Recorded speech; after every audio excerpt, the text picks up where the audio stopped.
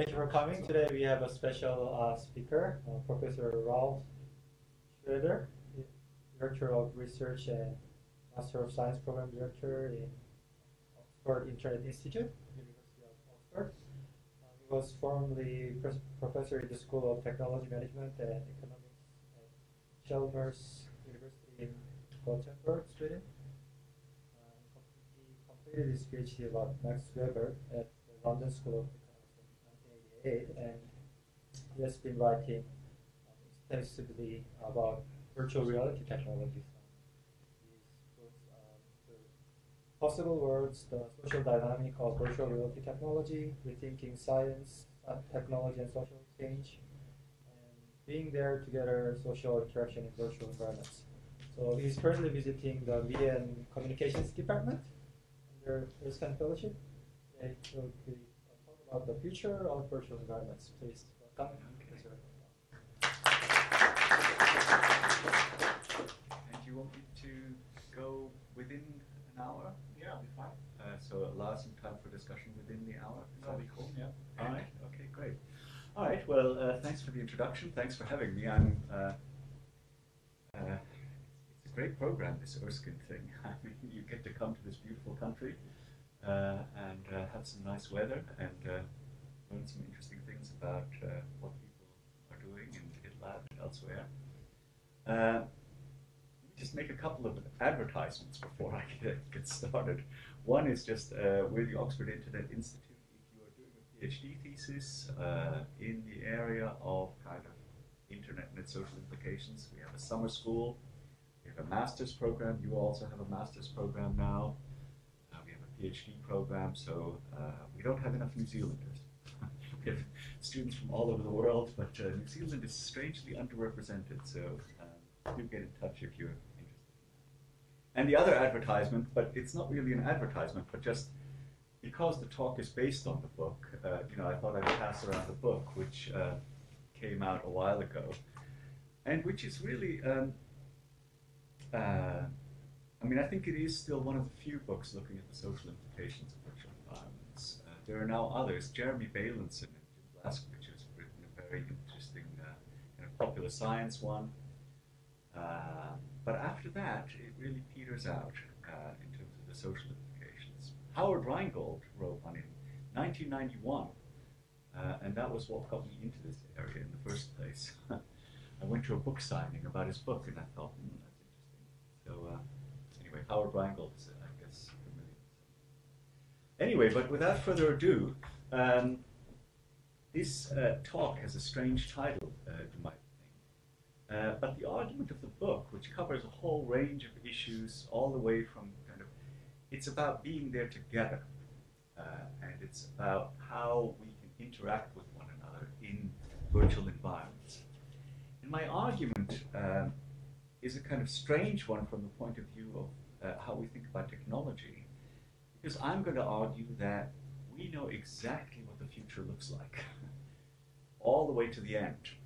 And the reason for making that argument is that I think we can think better about how to design virtual environments and what to do with them if we realize that in virtual reality there's always been this tradition of speculation about cyber sex, and we can live forever and we can do all these things that we can't do in the real world. A lot of that's not really accurate, but there are accurate things that we can say, and that's the argument that I'm going to make. So I'm not going to talk. I'm not going to go through all these things because that would take a while, and a lot of this is stuff that you know, unlike other audiences. But I'm going to give just a quick, what are the applications? How do we define these things? And then I'm going to go through some findings, lots of different findings, all applied to multi-user virtual environments. And then I'm going to look at some of the implications. Okay, that's the overview. Now this is stuff that you know, business meetings, training, visualization, online worlds, education, and so on. We all know this stuff, and there's more and less research in these various areas. But I think the reason these are important, quite apart from all these different applications, is that we can think about mediated forms of being there together. And by mediated forms of being there together, I mean everything from text-based chat to video conferencing to all sorts of other things. If we define the things properly, and if you look at the future of these things, then there are really only two options, ever, till the end of time. And we can work backwards from those. And that's the argument that I'm going to make. The other thing is that this won't be so much the case here, but elsewhere, when you talk about virtual environments, people always make this argument that mediated interaction is always inferior to face-to-face interaction. It's less good on a number of dimensions. I think that's nonsense, and I'm going to prove it, or I have proved it, and I'm going to make that case. But that's a very important thing for the world at large to know. I mean, you all know this, or I imagine you know this, but it's an argument that's still very widespread outside this area of research. So, what do we mean when we talk about being there together? Well, I always have this argument at virtual environments conferences,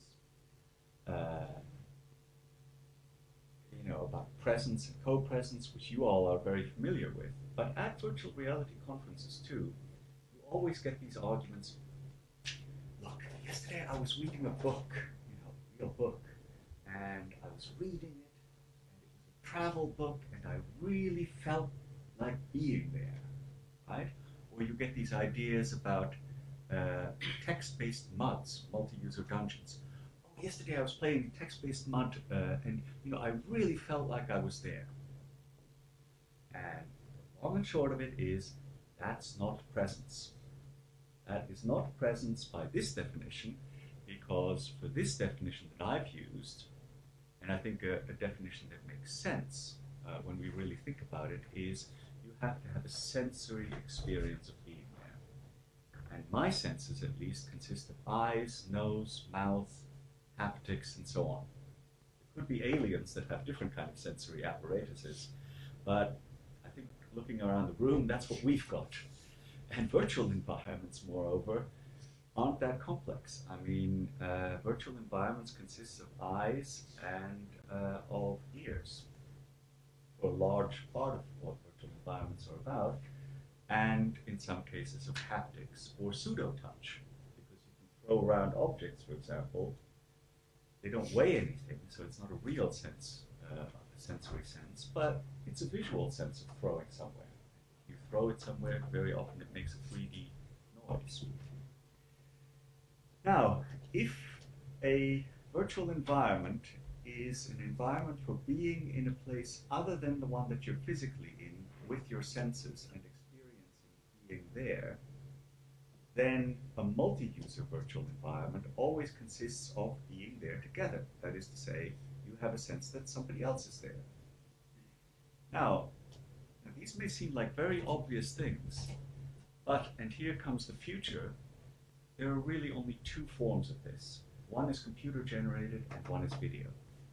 One is realist, a camera captures the real you, and the other is a computer-generated avatar that you can do different things with.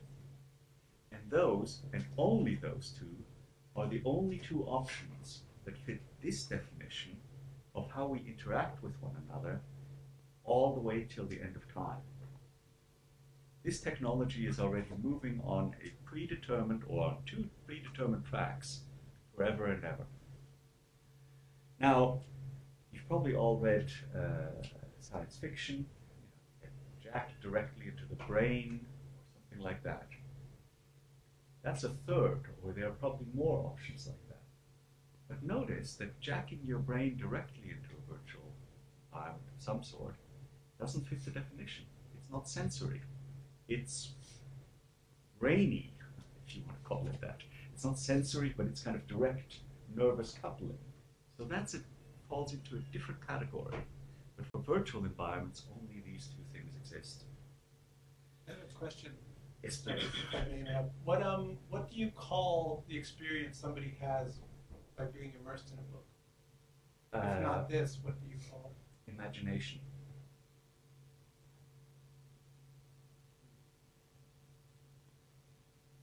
For example, or you could call it being transported. But it's not sensory. Because if it was sensory, I mean, imagine that this is a book. My sensory experience is of reading the text. That's what my senses tell me. My mind, my brain, depending on which philosophical position you take, is telling me, oh, I'm reading here about New Zealand and New Zealand Alps. Oh, I'm reading that and I'm imagining that I'm there. But that's not what my senses are telling me. And even if even if I'm reading that here, I'm not there. My sensory activities. Senses really are the primary difference. Right. I come from Britain. I'm an empiricist. I mean, But I do have this argument, and I realize what you're saying. But it just makes sense to have a real tight definition. Yeah. So when I think about other things, like if somebody behaves as if they're in the other environment, that doesn't fit this either. No. Right. So even if you're immersed in a book and react to something because the book has primed you to act that way, it still doesn't constitute virtual environment. Or I could be, I could close my eyes and dream that I'm somewhere in those Alps, or I could take some substances which might make me feel more like I'm there. Or both. But that's not included. Any sensory input that also interprets by the brain. Yeah. So again, I don't see sort of real the difference between reading something or seeing something, because your brain still interprets what you see. It's not a one-on-one thing you see. Your experience is always mediated by your experience, how your brain, how you interpret what your sensory input is. So I don't know. Probably a long discussion, I guess, and we can't solve it right now. Read a whole book. But I guess any sensory input is sort of mediated through your experience. Well, yes and no. I mean, but let's park that idea. Yeah. But I mean, very briefly, of course, you can measure presence by, and there are huge debates about presence, and even there, people have looked at the so-called book problem in presence measurement. But let's park that discussion, and we can, by all means, come back to it. Now, I don't know how many people have seen this, but this is the Swiss who have actually done. Has anybody seen this? This Blue Sea? Blue Sea. Yeah. I mean, Blue Sea is really interesting because it is full body video conferencing in effect, and you can have it with 2 or more sites. And of course, other people have done this in other ways. This is a very expensive Swiss way of doing it. And it's very good, and we could go into the technical details. Now, the interesting thing is here that I asked Marcus Gross very early on in the early 2000s, I think it was, what is full-body video conferencing going to be used for? Well, you've built this technology at a cost of millions of Swiss francs. What do you think this is going to be used for? Now, anybody? What would your uses for this be, or what do you think he said? Sorry, sex? Was that mentioned over there somewhere? Yes. Or Yeah, that's true. sex? He didn't say that. He's Swiss. What do you say? Cheese. I mean, he said fashion. You might want to look at what you look like wearing a different dress and things like that. That's what realists, that's what video conferencing. You might want to try something out, show it to other people. It's interesting to think about what we use full body video conferencing for, and we'll come back to that. So this is the same, from the same image where you have the 3D glasses and so on. Now, What about immersive systems? You've got a three-wall approximation of a cave next door, I understand, and so on. Cave-type systems. One of the reasons for just briefly looking at these is that I think we already, or of giving these two examples, is I think we already have good approximations of these two end states that I was talking about. Live video being there together, full body, and live real time, if you want to call it virtual environments, full body with the environment all around you. In caves, you've all presumably experienced caves. So I think we already have these two technologies, and the point is, how do we now approximate getting there, getting to those two end states in a way that's helpful and useful? That's basically the question that I'm after. Now, this is work that I did when I was still working in Gothenburg, and so we did lots of experiments of what people can do cave to cave, and we also did cave to head-mounted display. We did desktop to desktop. We did this in all sorts of different permutations and had lots of different results from these trials. But, and this comes back to the point that I was making earlier on, and this is a study that's discussed there. It was published, I think, in 2001. The question is, what can you do just as well face-to-face as you can do distributed? And the short answer is, I don't know if you've come across this study, is if you want to do a Rubik's Cube, one person in London or one person in Gothenburg, you can do it just as well in virtual as you can face-to-face. By just as well, I mean it takes just as many minutes.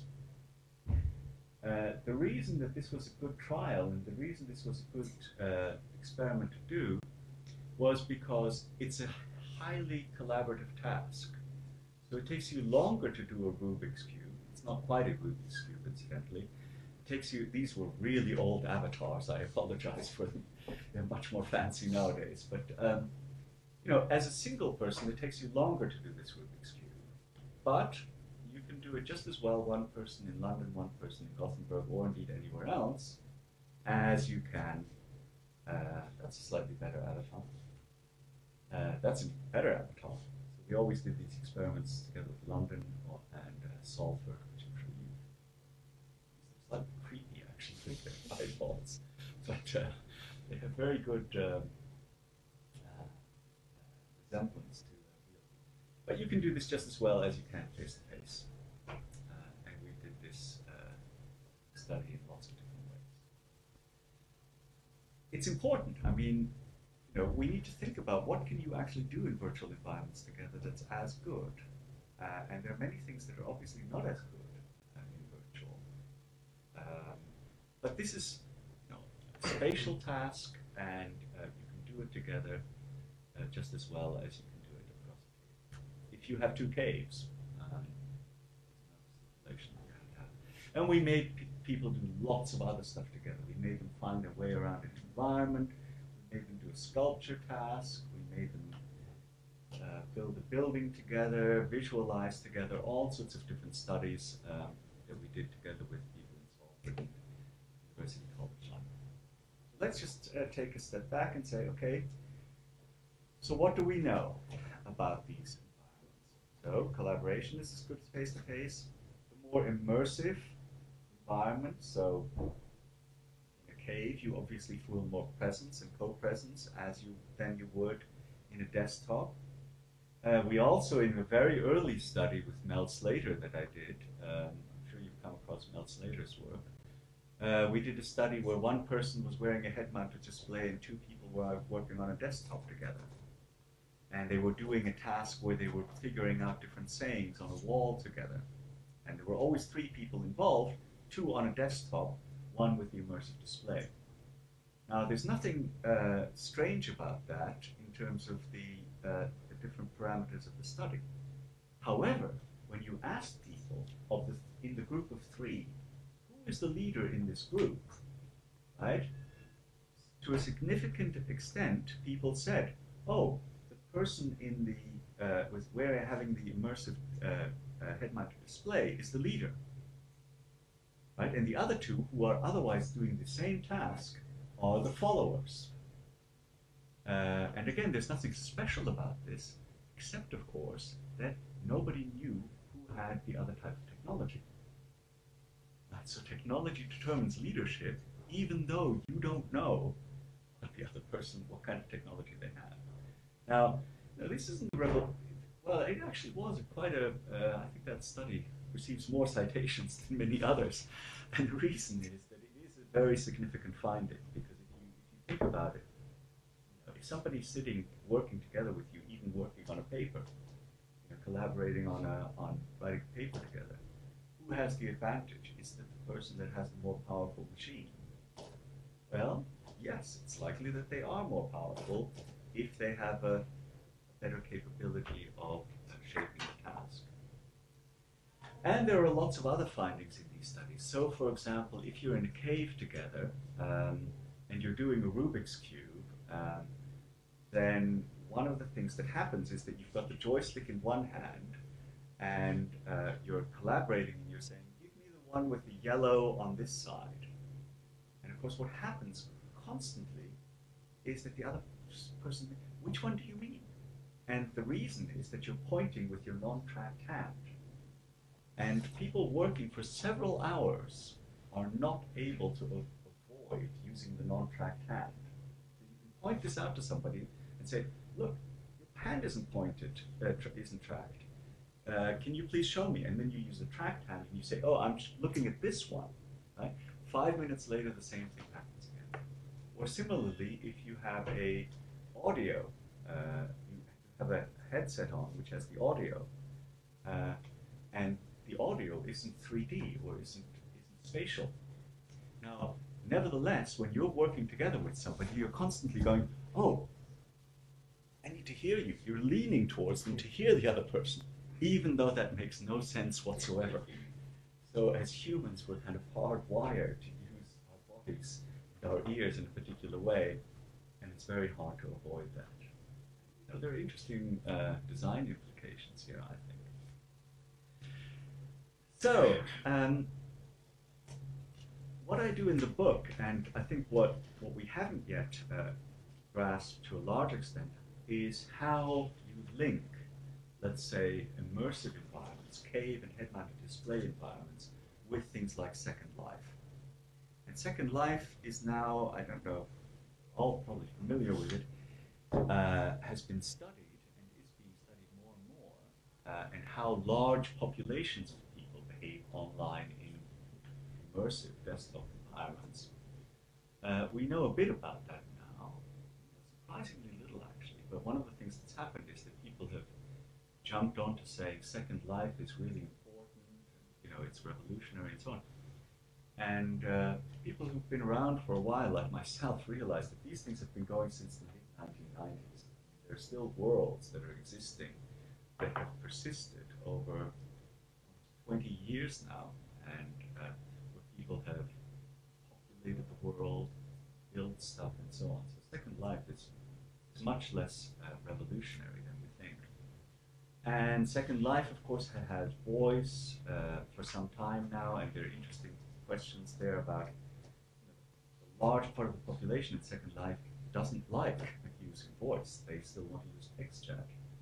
There are debates about that, and back and forth, and can you have text and voice at the same time, and so on. Online Traveler has had voice since the 90s. Bruce Dahmer designed this world, and it's a very interesting world, because do you need to have a lifelike representation of the avatar, or is it enough to have the lips moving in a voice world, which this world has very nicely. Switch tracks a little bit and talk about video conferencing now, because this is the other end state. Fully immersive video. Now, of course, in this case, you don't have fully immersive. You have basically a torso and a head. And nevertheless, some of the things that I've been saying apply to these environments too. So, for example, I don't know if this is a marketing story that the, I forget whether it's the HP or the Cisco person told me, but somebody was sitting in one of these video conferences and somebody dropped a key onto the floor. And the other person went like this, looking at the other person across the table. And so, kind of, and of course they couldn't see that part. It's kind of a reflex that happens in these kind of video conferences. But, what strikes me, I don't know how many people have seen these kind of larger-than-life video conferencing, but the back of my bald head there. That's Richard Allen, who's now the counsel to Facebook. Anyway, these things are interesting because, talk about realism and talk about the necessity of perfecting these kinds of environments. In these environments, you can't really see it here, but how many people have been in these kind of high-definition video conferences? I mean, the thing is that it's almost too real. That's my sense. The image is so crisp and sharp and so high definition that you almost want to kind of tone it down. You don't want to see everybody's tiny pimples, their hair, well, whatever. And yet the sound is often the key thing, the sound quality. They've got this sound quality quite, they do it very well in these environments, but a lot of the effort in these video conferences goes into sound. But the strange thing is that, and I say this, I said this to Mark Billinghurst the other day, we know almost nothing about how people interact from a social science point of view in video conferences. There are a few early papers, there are a couple of recent papers by Abby Sellen and others. There's almost nothing published on this, and I'd love to be proved wrong. And you come up to me after the talk and tell me that this lot's published, but I've asked lots of people about this.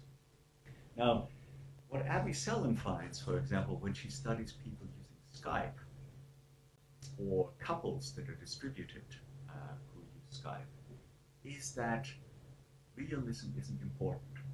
If you're a grandparent in New Zealand and you want to see your baby grandchild in the UK, you'll be Skyping, and you can see this little thing squiggling around on the floor or whatever. You don't care whether the video conference, whether the video quality is good. What you really want to do is see this little thing squiggling around on the floor. Or similarly, when she studies couples that are distributed, and I was talking to Mark the other day about this, and he has the same experience. When you're Skyping at a distance, very often people will Skype and keep the audio off. Wandering around, two people in different places, walking around in the apartment or what have you. They don't even need to see each other. It's just being there together. It's the sense we have the video channel open. We might be listening to different music at each end, but we're there together. Right? Now, what does that tell you about what kind of realism you need in video conferencing? So, you need different things. I mean, with voice, obviously, voice is a reality check when you're interacting with the other person. So, if you want to find out whether somebody's really there, both in virtual and in video, you need to hear their voice, and you need to hear it accurately. If you're interacting with people in Second Life, you want to know that the avatar, or the person behind the avatar, is the same avatar who said that they were that avatar yesterday. You need consistency. Things like that. We know about Second Life that if you spend a lot of time there, we did interviews with people who spend at least 2 hours for at least 2 years in active worlds. What happens over the course of time is that people trust each other. They develop trust with each other and with other long-term users. And they also develop a stake in the world. They don't want people behaving badly, which is what we quite often hear about in Second Life and in active worlds. They don't want those kinds of people there because they've built their own house. They've made their own garden. They've put up their pictures. And they don't want avatars being not themselves running around using bad language and destroying their house. That sounds a lot like the real world to me. And from multi-user games, for example, what the research shows is that the longer you game, the longer you interact with other people, the more you enjoy not so much doing the task, but you enjoy being there with other people and socializing with them, friends with them. There are now a number of studies which show this. Yes? So the same is true of kind of any online place. So if you're on forums, whatever kind of interest you have, and you're there for a long time, and there's the people who are always there, and there's people who come and go. The same thing comes up. You don't want anybody making a bad post. You don't want somebody bad-mouthing something like it. But that's very different than a virtual world from a sensory point of view. That's right. So what's the difference? Well, That's a social thing rather than an immersive or virtual reality thing, isn't it? yes. Let me come back to that in a short while, because there's interesting things to say about that. Now, but the first thing to say is that so you have these two options, which will be with us forevermore. Now we have lots of different affordances. This is starting to speak to your point here. We are there together in a more and less sensory way and in a more and less textual way with each other for large parts of the day. More and more of our interactions are mediated. And all these mediations can be grouped into a number of different dimensions, but among the dimensions is it a large group or a small group? So in immersive cave environments, people have experimented with having maybe a couple of dozen people get together, but that's about all I know. I mean, just because the technology is so expensive. In Second Life, you have hundreds of thousands of people. In multi-user online games, you have several million people. So size matters, self-presentation matters, and there's a high versus low spatial component in online forums, I would argue, too. So those are some of the dimensions, and they're quite different. In worlds in which you have real-time, simultaneous interaction, there's a limited number of other people that you can focus on. That's not true in online forums that are non-synchronous. But our sensory apparatus, at least, means that we can't focus on too many people at the same time. It's just a feature of our apparatus. If this lecture theater had 500 people in it, rather than having the 15 or so that it does, I wouldn't be able to have eye contact with more than a dozen. And if there was a question all the way from the back row, you'd have to shout. And I wouldn't be able, if there were 10 people up there shouting at once, I wouldn't be able to distinguish between them. If all 15 of you all of a sudden put your hand up now and wanted to, and started shouting, I want to ask a question, I'd be able to cope with it. If there are thousands of people there, I can't cope.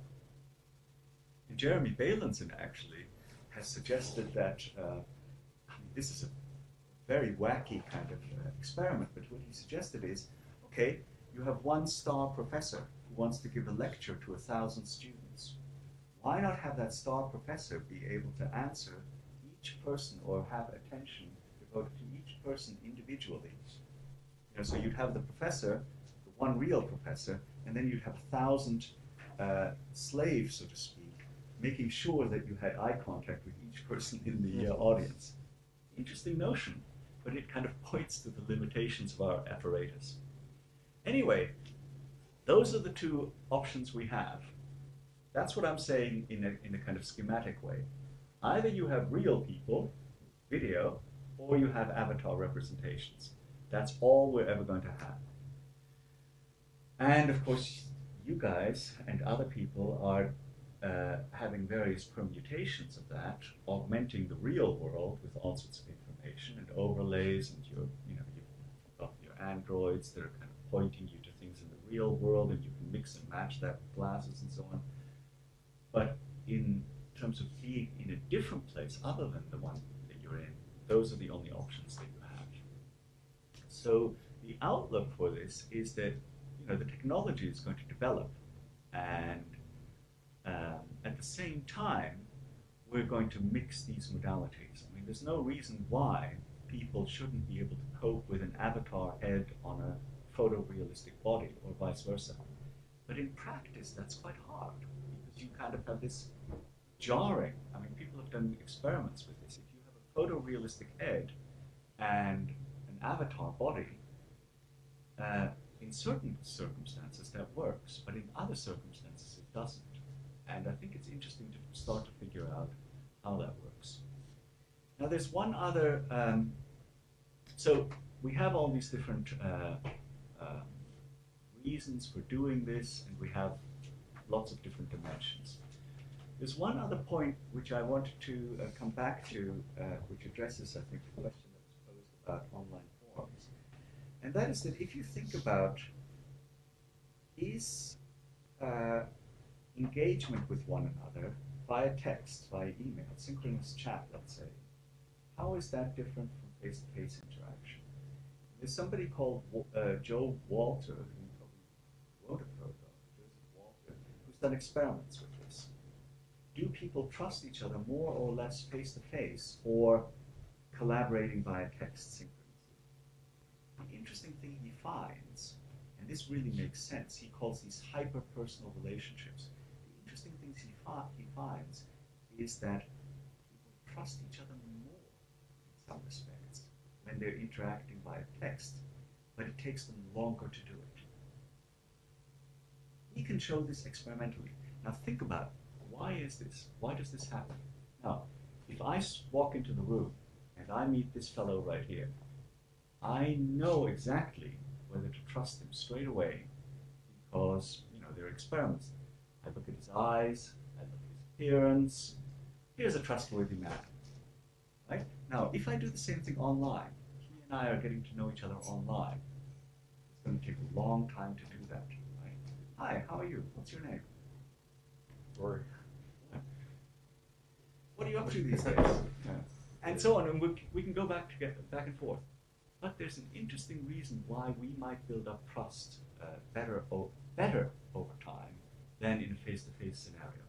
And the reason is that if I were to ask you right now, what's your religious affiliation? What are your sexual preferences? How much money do you make? All these are questions which I probably wouldn't ask him until I got to know him about. Much better face-to-face. Online, hey, we're just texting, right? And so you establish a closer bond in some way if you have text, but it takes you much longer. And there's the key difference. Right? These are experimental findings, and they don't necessarily apply to forums and so on, but they're very interesting. Now look at what happens when you do this. Oh my God, I'm wearing the same shirt. It's really embarrassing. Why don't people use virtual conferencing technologies on a much larger scale? This is the company Tata Consultancy Services, who have built a kind of Second Life type environment. And as you can see in the background, you can see vaguely, I'm giving the same talk, it's even more embarrassing. But you've got this room, and there are people from Tata Consultancy, which is a company of 145,000 people, and they have a lot of tech support, and they have annual meetings where they show off the latest technology. They can't all travel to, this was in Kerala in South India. They can't all travel there. So how do they get to be there virtually? So they experiment with it. And it's very interesting what you find there. This is the same environment. You can have a PowerPoint up there. You can have a chat. They also have this for the office environment, so that they have different offices displayed across the world and so on. Very interesting experiment, which we're still lighting up and publishing. But one of the things that you find is that, look at the avatars. They're fairly basic, and they can raise their hand to ask a question and so on.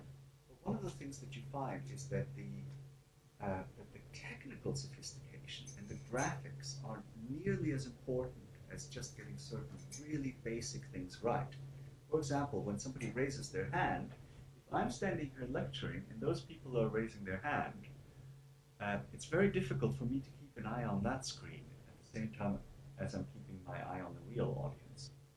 So why not have something really simple like a light go off here, and then I can turn around and see, oh, there's somebody wanting to ask a question there. That would be really useful.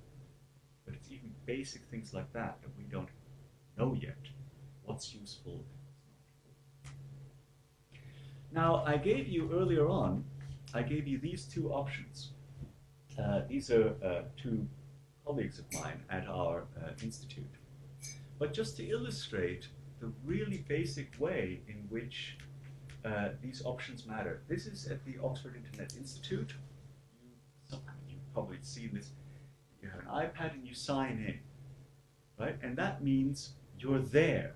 You're being there in the same building if you press one of these buttons. I happen to share an office with somebody who is really a kind of anarcho-libertarian in terms of security and surveillance and so on. He never uses that thing. He thinks that this is a real intrusion on his privacy. Now, if there's somebody else in the building who wants to know if he's there or not, they don't know. But this is an avatar representation, you could say, or the extreme.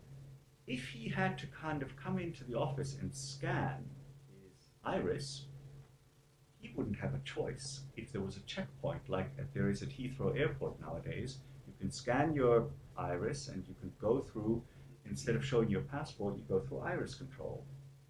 But there, you know, you're not going to implement a system where you have an avatar representation and, hey, Ralph Schroeder is going into Heathrow, I can just tap a screen. Because that could be anybody, right? But my iris is unmistakable, or within limits. I mean, there are ways of getting around this. So this is essentially the difference between video realism and avatar realism at a kind of much more basic level. Because that's the difference. In it, as an avatar, I can make myself change my shirt, change my size, and so on.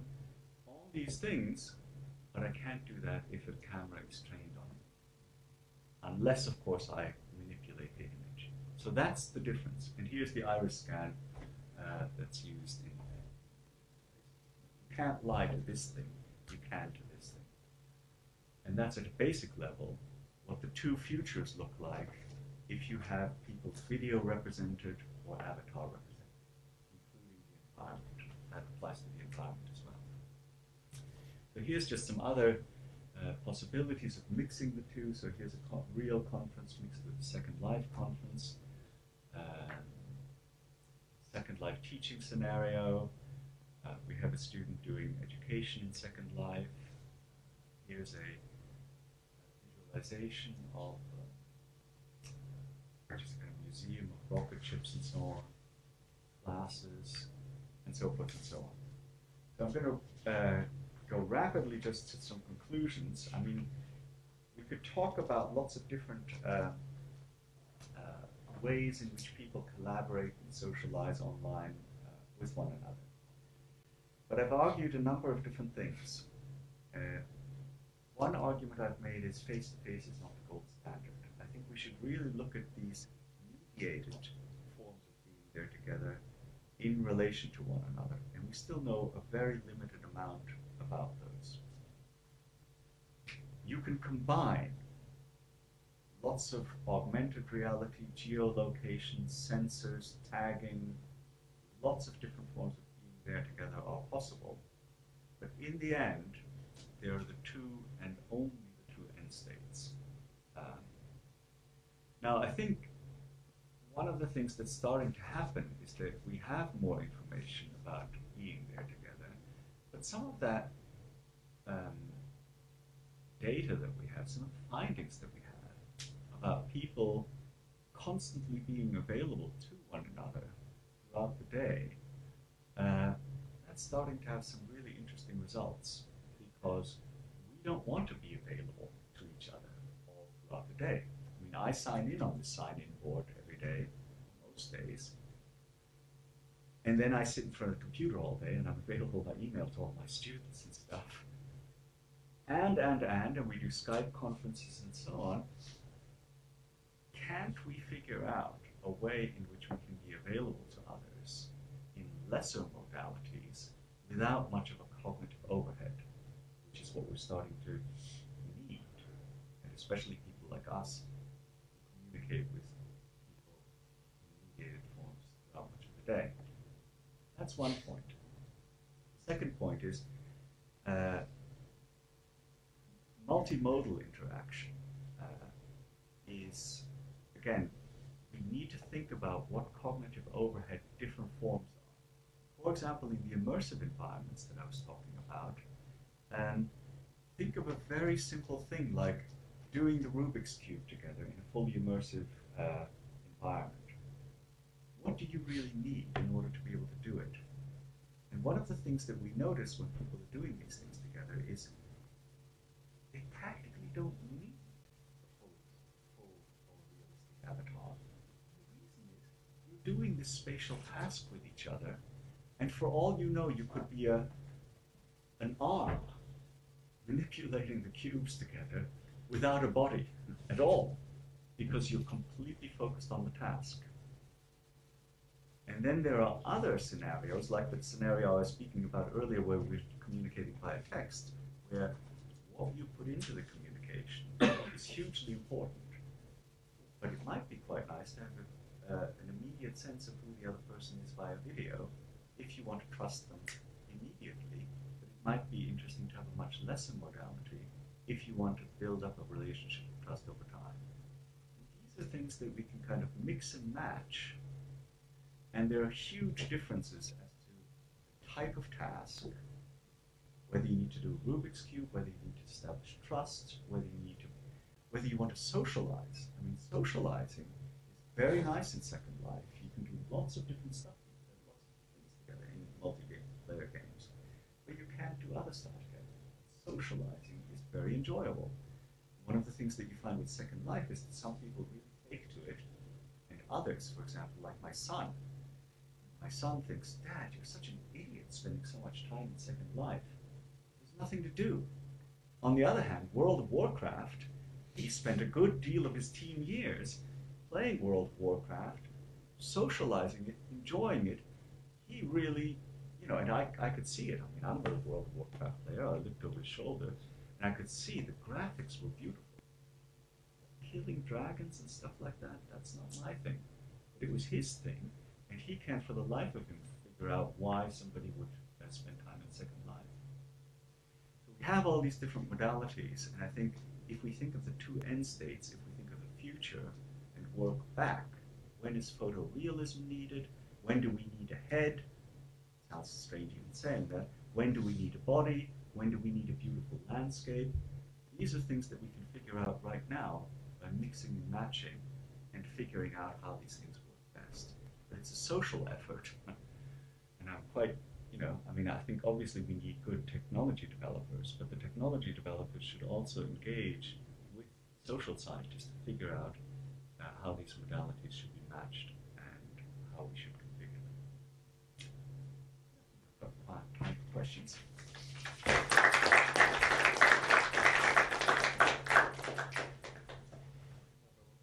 So with that face-to-face example versus the text, it's obviously like you're trying to establish some form of trust.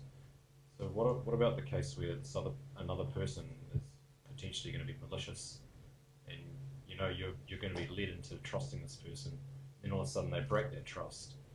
Does that also break the trust in the technology compared with if this happened face to face? Like you probably not trust the person, but you might trust someone else perhaps, or do you have any comments on that?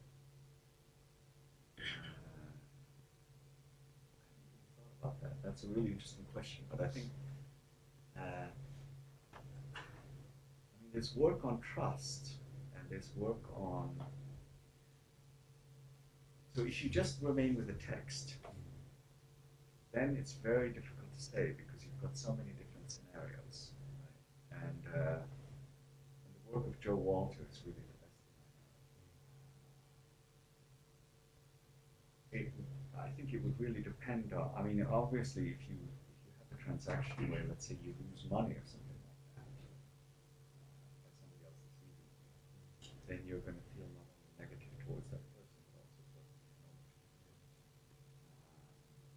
But I think I think the interesting thing here is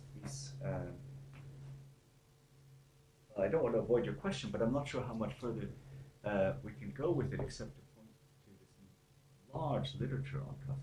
Except that I think it's really interesting to think about the point that Joe Waldron makes. That if you're in there long enough with another person, you can trust the other person more than in real.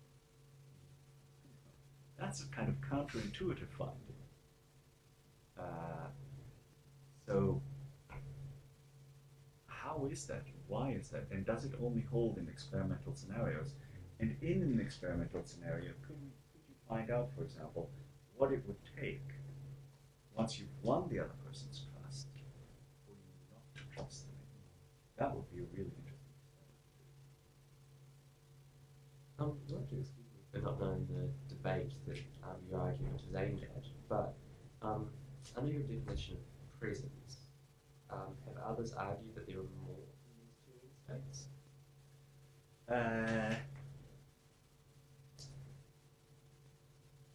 Well, the debate, I mean, on the one hand, the debate is, my viewpoint is kind of the reason for the definition is to make a clear distinction between these types and, let's say, the book other forms of presence. I'm not aware that other people have argued that there are more end states. But I guess what people haven't thought about so much is that those two are very clearly distinguishable. Because people... I would argue with the difference. Sorry. So I used to think a lot about senses as being the end. But I've since changed my view greatly in that I've done some work on developing this notion of experiential fidelity. If you think about sensory fidelity, you can only go so far if you're trying to stimulate the senses with technology.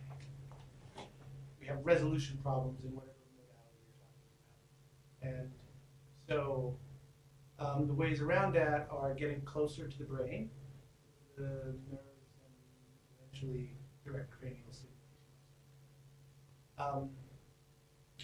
But a more ethical, doable type of thing on the road there is to do more of what good filmmakers and what good authors do, which is provide enough stimulation to allow the brain to fill in the rest of the fidelity.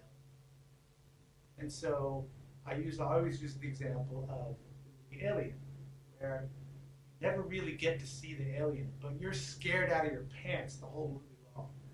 The reason we postulate that is because you're getting enough clues as to the goop, the shadows, the sounds, screaming, the remnants of the people who encountered the beast, to fill in the rest with your own imagination as to, oh, this is one really bad one. The interesting thing is that in books you're doing the same thing. You're filling in, and then you go see the movie and you're like, Gandalf doesn't look like that. How can you show me that's not Gandalf? Gandalf looks completely different. The reason is I projected my version of Gandalf when I was reading the book. So the good news is, I think, that you can get extremely high fidelity of whatever it is you're interacting with by using your experience or your imagination, or a lot of it is experience. The bad news is your Gandalf looks different than my Gandalf. Right? So from a co-presence point of view, unless you are doing something like planting the seed like Disney does when you're waiting in line for the Spider-Man ride or Universal Studios, they're telling you and giving you the whole backstory of Peter Parker and where he works and everything. And by the time you get on the ride, both of us have been in the same line. We're both ready to really believe whatever they're throwing at us. And they're probably going to be pretty similar. And I think I strongly disagree with that point. Good. And the reason I disagree with it is because, I mean, essentially you're talking about narrative experience.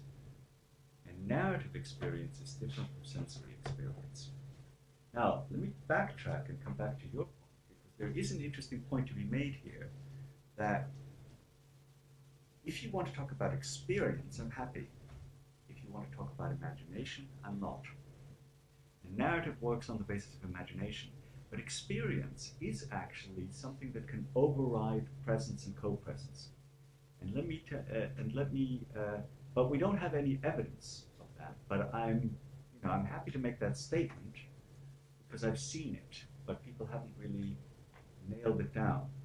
What I mean by this is that, for example, imagine that you're doing the Rubik's Cube together, or indeed that you're standing there with voice and you're chatting to another avatar. Or in Second Life, you're standing there not just chatting, but you're building a building together. In Second Life, or you're doing a Rubik's Cube or building a building in a cave-to-cave scenario.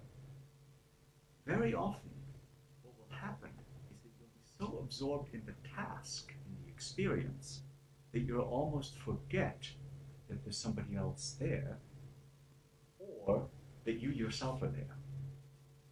So if you like, the task and the involvement in the task, and that's what I would call experience, in that other place, that takes over and overrides presence and co-presence. So you essentially have three different dimensions, because you could equally well say presence, co-presence, and sense of interacting with the environment, which is really the third part, which I left out. Interacting with the environment. Now that could mean that you're standing in a cave-type environment and you're flying over completely computer-generated New Zealand. You're flying, which you can't do in real. You're looking, you're forgetting that you're flying. You're flying over this beautiful landscape, and you're so completely immersed in the landscape that you, for a second, you don't realize anymore, hey, I'm, in a virtual environment rather than in the real one. So in that sense, I agree. But now, where I would disagree is, in this landscape I'm flying over it, all of a sudden here's Gandalf and here's Bilbo and so on. That narrative experience, especially if Bilbo and Gandalf start doing things that I know are not being done by an avatar or a live avatar, that will completely take me out of the experience and make me have an experience that's powerful, but one of the imagination and not of experience. And there's a very fine line here, but that's a line that I would want to philosophically and from the point of view of kind of design principle maintain, because one of the things that I've seen, sorry to go on about this, but one of the things that I've seen very often is that people say, we can build a really good virtual environment and we can make it have an excellent narrative. So you go into the cave and stuff starts happening to you. Characters start jumping out and you're drawn into a story and you're interacting with a story. But the story works on very different principles from actually being there together, or indeed from experiencing the environment sensorially. It's a different experience in kind to engage your imagination. But there's a very fine line that's being drawn here. I just think about the Matrix and bypassing the senses. I don't see how that's any less real. Well, it's not real insofar as when I watch the movie The Matrix, it cuts back and forth between different characters, and I don't feel like I'm, I can see on a big screen and I can think that I'm there. If the Matrix were... Oh, you mean the Matrix? If I were in a pod and I had no sensory input other than stimulation going on. Yeah, well, although... Not that it's desirable, but I don't see... I kind of take issue with this notion that there are two end states. It's clean. Well, but let me. It does fulfill your definition. If your definition is sensorial. Well, the Matrix is interesting because, but think again about the Matrix. Now, I don't know if you guys have heard about these experiments that people have done with direct brain So in the cave, for example, in London and in Barcelona, they've done these experiments with people who are who've lost their mobility and who can through a direct brain interface navigate through an environment. And we can do that too if we train our minds to do that. But notice what they're doing. They can't move. They don't have the senses to move. They're sitting in a wheelchair and they're thinking the words left and right. And the brain interface is stimulating them to think, I want to go left, I want to go right. Now, think about the brain stimulation and what kind of experience that is. That's the experience of a word, or of two words in this case. It's got nothing to do with having the direct sensory experience of being able to navigate left and right. It's a really powerful tool, but think of other things that you might want to do just with direct brain stimulation. It's completely different technology. Sorry, what about fluid agency? Yeah. So this is the idea that as you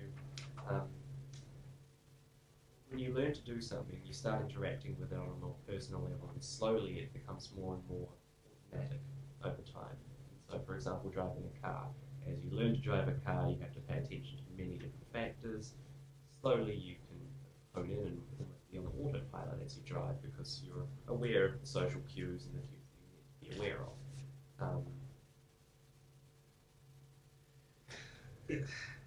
It's learning.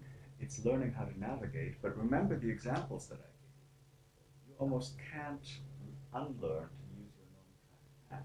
Yeah, I guess what I mean is that if you happen to think left and right, that thinking of left and right becomes less important to you because you get a feedback that you're actually expecting. So what if they think left and right? I have to will my arm to move in some way, and as long as I get the feedback that I expect from it. Yeah, I guess you could become a different human being. You could train yourself to be a person to experience your body in it. I mean, I guess very good fighter pilots do this. They become so at one with the machine that they almost don't need to use any part of their brain to do it. Just to add some oil to the burning fire of philosophy here. The debate that we see here, it almost reminds me of the debate between Hume and Kant over here. So, and I would think that your clean cut between pure experience on the one hand and actually having some sort of imagination on the other side, or something that is essentially not in the world but is in your brain on the other hand, that you can make this clear cut. And I would actually agree with Rob that this cut is not so clean as we would hope it is. I mean, this is what essentially what Kant was arguing, is that we have certain experiences which are in our brain even before, the perception of, or the idea of time and space is something that has to be there before the experience, otherwise you can't make sense of the experience. So that, in that sense, it might be practical to have that definition, but I'm personally convinced that it is not that clear cut. And also, your imagination actually also filters and manipulates your sensory environment. So these two things cannot be so clearly separated. Well, I mean, we could discuss but I mean, I think Kant is actually on my side, I would say. Yeah. And the reason is that, time and space are things that we have to. I mean, neither your senses nor mine can escape time and space, or indeed causality. In this world, I mean, if I pound the table, there's cause and effect. And the clock is going to keep on ticking no matter what. Now, it's true that things aren't that clear cut if you want to speed up time in your imagination. But anyway, I mean, I think these are, and there are differences in sensory apparatuses. I mean, I was walking along trivial example, but I was walking along the campus with my colleague one time, and I said, "Gosh, look at these beautiful ways in which they've done the buildings green and red." I don't see it. I'm colorblind. So, I mean, the sensory apparatus that are different, but hey, you know, we could do things to each other now that neither you nor I could escape. Okay, but let's take the example of the gorilla and the gorilla and the passing of the balls. You know this video? Yeah. Okay. The point is, through priming, you can focus the attention of people. It overrides your perception. You don't see that gorilla, right? Even if you want to. So here's again, your imagination, your focus of attention, it has a strong influence on what you perceive and what you do not perceive. So therefore, again, I mean, it's actually a prime example of how ideas actually, you know, that it cannot be separate. Well, it just what goes with it. It's not the priming; it's sort of your whole education.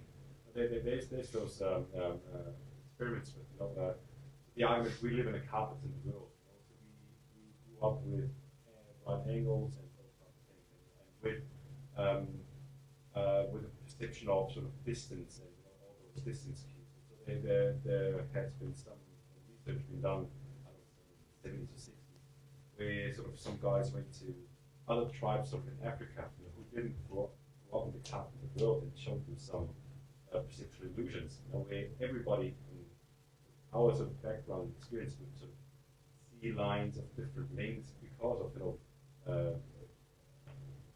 different big cues we are just used to. And those guys in those tribes just didn't, they couldn't make sense of those illusions that everybody from our background would actually fall into. So I think sort of perception per se, it's not a given thing, and you know, and I think sort of your argument, you know, that Gandalf you imagine is probably not the same Gandalf I imagine. I think the world I see, you know, I can't really make sure that the world I see is the same world that you see. You know, that's it's the same, even if you're colorblind, you know, if you know, just another color, that you interpret colors the same way I do. It's, you know, I think a long discussion, a long philosophical discussion. I think, yeah, to some extent, it's not a given that sort of perception is a well, you said you're an empiricist, you know, that's sort of an empirical thing, that it's not tinted or colored by our experience and our upbringing, our learning. No, I mean, you know, partly I think some of the illusions that you're talking about, the gorilla, or, you know, seeing different bits of space in different ways, I think is a good example. But I think they also point out that we can actually manipulate virtual environments. The classic instance of this is the pit problem, right? You get somebody in an immersive environment, you make them walk over a pit, and then all of a sudden, you know, you see whether they fall, you know, whether they're willing to fall, to walk off the plank that leads them across a deep pit. And, you know, you and I, knowing this beforehand, we can just jump off that plank. Some of these experiments, you know, you fall several feet down and it makes a big noise, but we don't care because we've done this before. We know that there's a floor under our feet. But for people who experience this the first time, the reason this is a presence experiment is that if you do this for the first time, you're walking along and you're not going to step.